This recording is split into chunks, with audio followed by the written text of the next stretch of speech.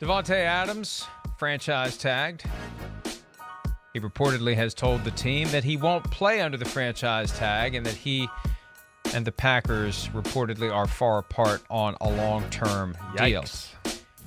Well, hey, look. He's made a this lot of money. This goes back to something that happened 4 years ago. Yeah. This goes back to something that happened 4 years ago. When he signed his contract after the season was over and before the Packers applied the franchise tag. Because if they had applied it then, his threat to not play under the franchise tag would be a lot more credible now. He could do the Le'Veon Bell, sit out the whole year, and the Packers would still be looking at giving him quarterback money in 2023. So he would force his way to the open market by not playing this year if he was really serious about that.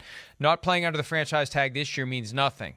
He'd have to sit out the year, be tagged again, sit out the year, and then he'd become an unrestricted free agent because they wouldn't tag him a third time. So, again, force the team to use the tag on you. Always force the team to use the tag on you, who'd be in a better spot to draw that line in the sand this time around, Chris. I mean, it's $20 million plus that he's saying no to if he doesn't play under the franchise tag. Maybe he's trying to agitate for a trade. I don't know. But with Rodgers sticking around, we just assumed Adams would be there, whether it was a long-term deal or the franchise tag. Well, yes, I do. But, again, this is one where, hey, the franchise tag is $20 million. Wow, that's expensive. We know that.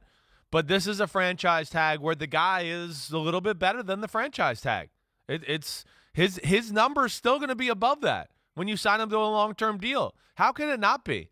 I mean, he's going to look at the other receiver contracts and just go, I mean, Kenny Galladay's making $21.5 million per year on an average salary. All right, so he's going to look at that and go, well, damn, I'm getting more than that. All right, I mean, some of those guys, I mean, maybe I'm a little wrong. Maybe it wasn't Kenny Galladay. No, I'm wrong. It's Julio was at Jones. 17 or 18. Right, yeah. Julio Jones at $22 million. Keenan Allen at 20. A little over 20. He's going to look at those names and certainly want to be north of that and of course, deserves that. But, man, Green Bay, like, even with the new Rodgers contract and all that, they're still in, a tough salary cap situation here.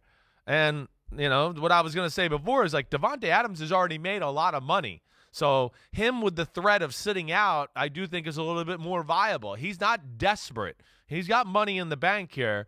And, of course, deserves the respect from an organization where he's been one of the best players in the league at his position and certainly, one of the best players on that team.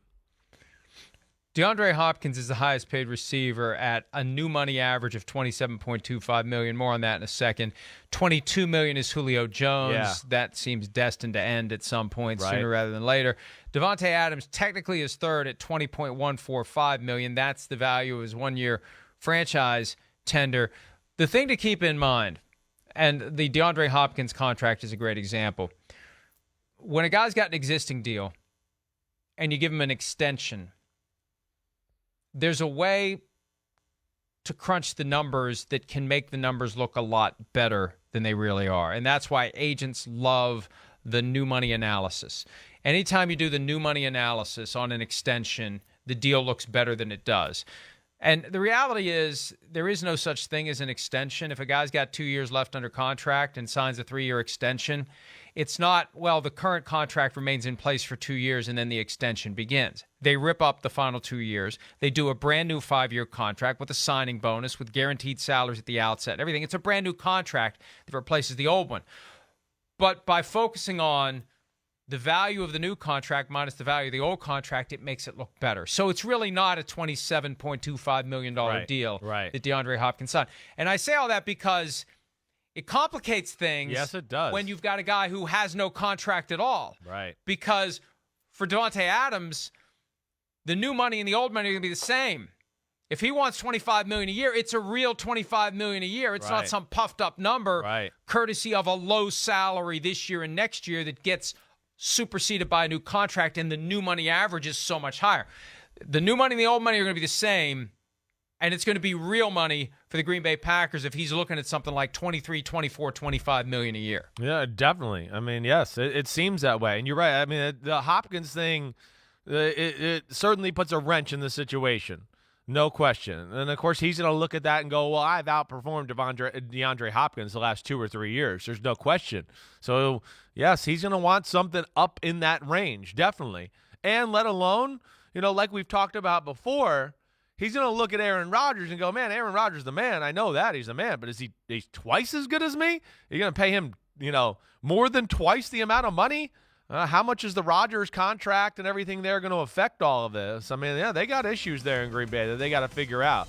And, they don't want to let this fester too long and make this ugly to where now we finally got the Rodgers situation under control and that dysfunction, and now we're dealing with Davante Adams going into training camp. Geez, I hope Green Bay can avoid that for their sake. And remember, 2 points. First of all, Aaron Rodgers still has not signed his new contract, and the Packers desperately need him to do it by Wednesday at 4 p.m. Eastern when his $46.66 million cap charge hits the books.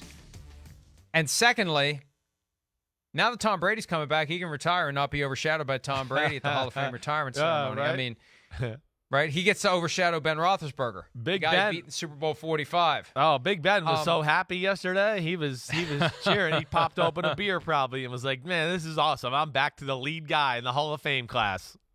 Hey, but in all seriousness, Tom Brady, 6 days after retiring, made it clear that something was going to happen. Yeah. Well, it's only been 6 days since Aaron Rodgers said he's coming back to the Packers. Until he signs that new contract, folks, we've seen, crazier stuff has happened this week than Aaron Rodgers saying, I've changed my mind.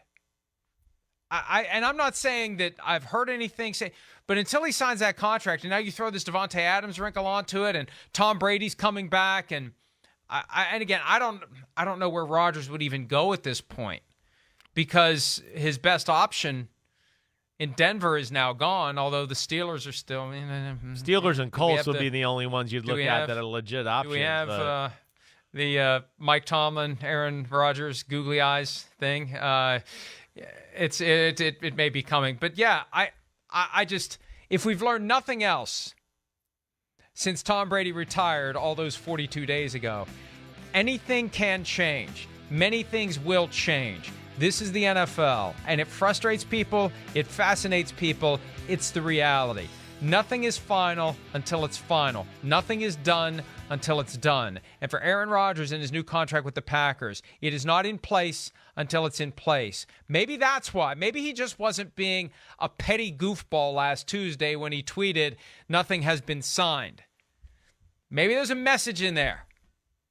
Maybe there is. I don't know. But we're 48 hours away. Well, not quite 48, a little more. They know who we mean. We're 2 days away from when they have to get cap relief for Aaron Rodgers, either by trading him or by signing him to a new contract that knocks down his $46.66 million cap number. I still think he's going to do it. My point is, haven't we seen enough since last Monday, starting with Calvin Ridley being suspended for a year? Haven't we seen enough to know that crazy stuff happens? So let's just be ready for crazy at any given moment. Yeah, listen, I know you'd love for that to happen, and it'd be crazy. That one is it's nice in theory, but I don't think that one's going to happen. I think he's staying. All I'm saying is just be advised. But Green Bay, they got some things to fight through here. They certainly got some guys on their roster and some players that are still in flux because of their salary cap situation. And let's see where it goes, really. I mean, I'm interested to see how much of this team they can keep together here. I am. Again, it's still, we know, one of the best teams in the NFC, but a team we look at to go, I think they need another player on both sides of the ball that's a real weapon, like a different guy, somebody that can really make plays and do that, like the 49ers have, like the Rams have, those type of football players. And Green Bay, in my opinion, has lacked that. And that's why they've kind of stumbled when it comes time for prime time to get to the Super Bowl. And now I have a hard time thinking they're going to be able to add that with their current situation. So that's where it's going to be kind of interesting and intriguing to evaluate this whole free agency through Green Bay's eyes.